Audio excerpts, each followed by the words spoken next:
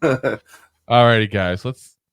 Let's get into what at the beginning of the off season would have been like an oh my god, this is an easy slam dunk here. We know who's going to start at tight end. Do we now though? Do we? Of course we don't. We'll talk about Darren Waller in a little bit here. We've already talked about it. Rob and I we've also already agreed pretty much that we think he's going to retire.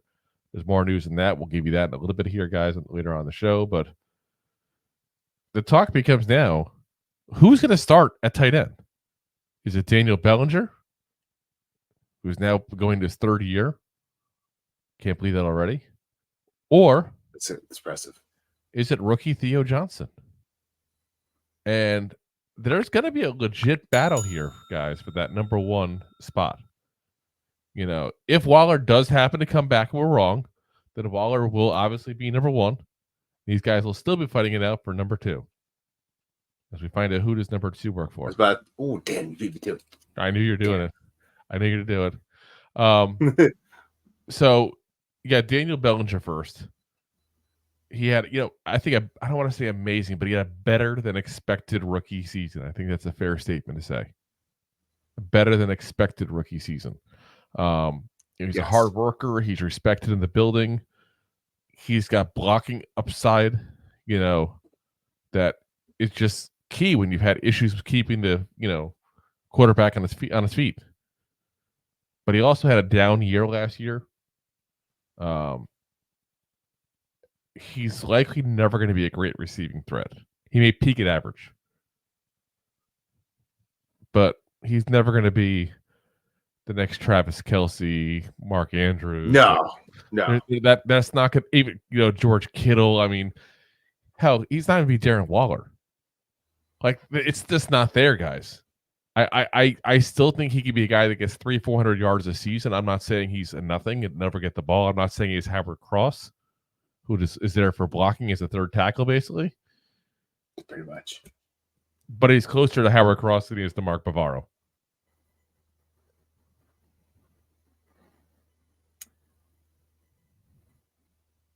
It looks like you want to disagree, but you're like, ah.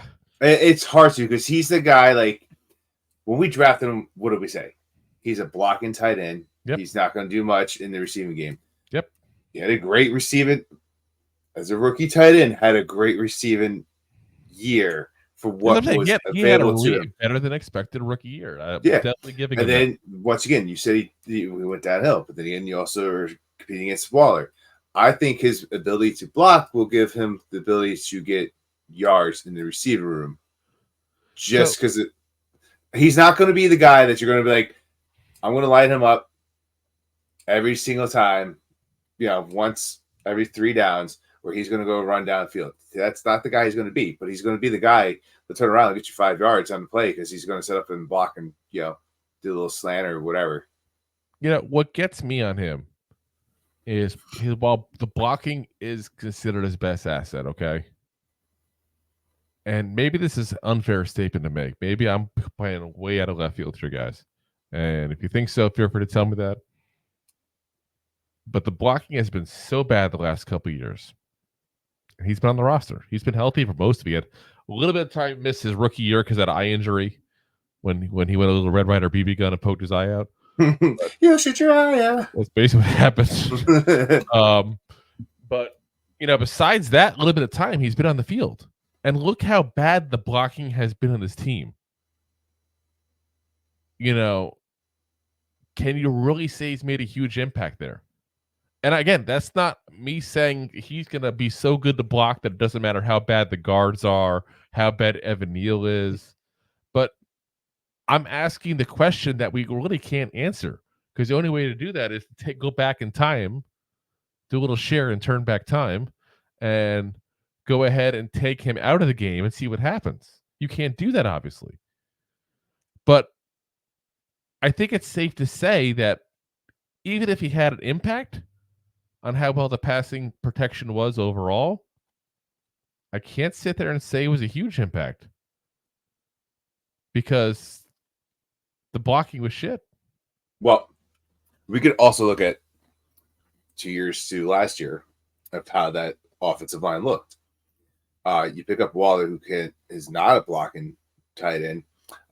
You take Bellinger out of more snaps than he did the year prior, and did our offensive line look better or worse the year prior? And where we made all these better, but wouldn't say was much better. No, I'm not saying I'm not saying that, but I'm saying like diarrhea, solid poop versus diarrhea. I'll take solid poop all day long. Oh, I know that, but I'm just saying that's the difference we're talking here. But they both stink, and you don't want to see either one of them. But I'm saying, like, that's a freshman guy coming up. It's nice that you compared Belly to I guess some turds. Solid poop. Yeah. No, but I'm saying offensive line is what I was calling it, a solid poop and a diarrhea, not Bellinger. But I'm just saying our pass protection scheme as a whole, I should say, not even necessarily the line, but the line with the tight ends and the running back. I mean, let's be honest here. We haven't been able to protect the quarterback in years. No. So Bellinger got a lot of credit for being a good run blocker. And he's definitely helped, I think, Saquon open up some holes there, especially on the outside there. But I can't sit there and say that he's done a huge amount in the pass protection.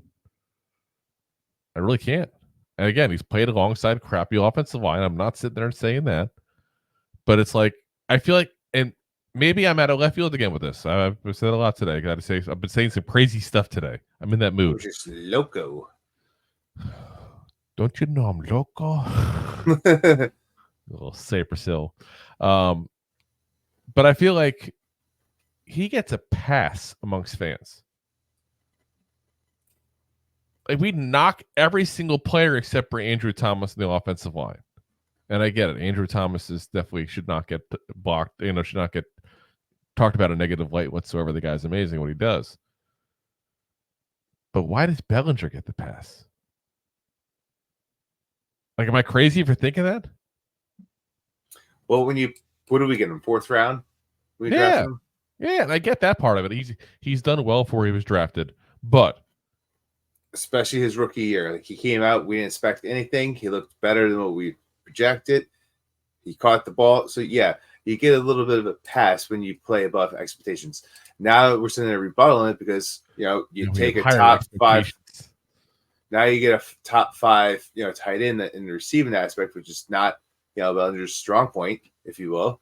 And that offensive line looks down when Bellinger didn't play as much. Like, I think saying it out of left field, like, I hear what you're saying. I don't agree to the extent of what you're saying, but you're probably not fully wrong. Like, way to walk the line there, right? Way to walk the line, Rob. I'm walking the line right there. Johnny Cash. This year will show how good of a blocker he is. Like, you changed up the scheme. You picked up a lot of different moves. Got rid of Bobby Johnson on that line. Like, let's see what Thank God. Let's see what we can do. Like, if we could turn that offensive line from ranked 29th to just go up to 20, like, that's a huge jump. Yeah. Then you could be like, how good is Bellinger as a blocker? We'll see. So you got Theo Johnson's the other option there, the rookie at a Penn State. Yeah, and he's got really high athletic traits. We talked about it when we're doing draft profiles on him. Like, if again, we all know my thoughts in the Underwear Olympics. I don't like the combine too much except to validate, like I said before, when we're talking about the running backs. But this is a guy that if you compare the athletic traits he has, that are almost identical to Jimmy Graham. If we were to draft the next Jimmy Graham, I think fans would be very excited. 100%. Very excited. But let's be honest, guys, he's probably not going to be Jimmy Graham. No. It's a little crazy to think of something like that. But he's got athletic traits that Bellinger doesn't have. And we've talked about it before, the athletic traits. You can't teach them. You're fast or you're not. You jump high or you don't. Like, you can improve, yes, but you need that base. You get somebody unathletic like me and you give them all the best training in the world, I might be able to now, be 6'7" and finally be able to dunk a ball. But like, you still start at that base, and the baseline is much higher for Theo Johnson athleticism wise than it is for Daniel Bellinger. That's just facts. Based on what I'm seeing again at OTAs, which we know is reporter driven, we don't get much as far as that. So read what you want out of it to a certain degree. But he's already a better receiver potentially than Bellinger. And that should obviously improve as he gets more comfortable in the offense and more comfortable in the NFL in general. You know, he isn't as good a blocker as Bellinger, but he isn't horrible, guys. He may have the athletic traits of Jimmy Graham, but he's a better blocker. He's not a guy you just throw out there and he's a tall receiver. Like, he does have some blocking abilities. You know. Yeah. But he's also very raw, though. And he's got a learning curve because he's a rookie. You know. So I think it's really safe to say what's going to happen here is these guys are going to split time, especially in the beginning of the season. And you'll probably even see the both of them on the field together. You know, Theo Johnson, at least while he was at Penn State, and we'll see what the Giants do with him. But while he was at Penn State, he got lined as an H-back, slot receiver, even went at the outside as an outside receiver sometimes while at Penn State. And Bellinger is your old school inline tight end. He's not moving around. Maybe occasionally you move him out to the slot. But if you put Bellinger as an outside receiver, my God, you're just asking for trouble. You might as well make Wan'Dale Robinson the right tackle, which might improve the right tackle we have right now. I'm just saying. Yeah. But I mean, it's just not his space. It's not his forte, you know. But I think as the season progresses, it's reasonable to assume that one of these guys is going to take the reins of the position.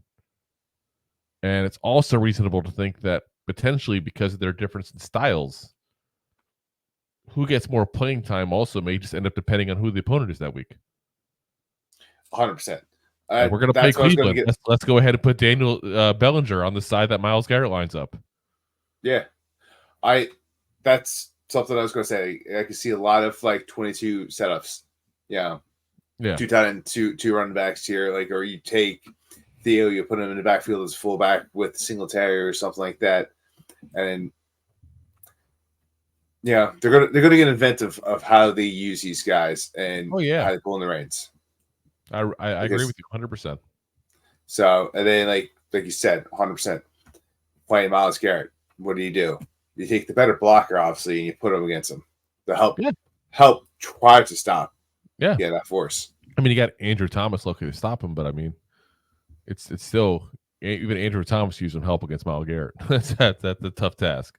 So. You know, you can use the case of Micah Parsons. There's plenty of good pass rushers we're going to play on a consistent basis here, guys. So, thanks for listening to Two Giant Goofballs, a New York Giants podcast. We appreciate your support. Thanks so much.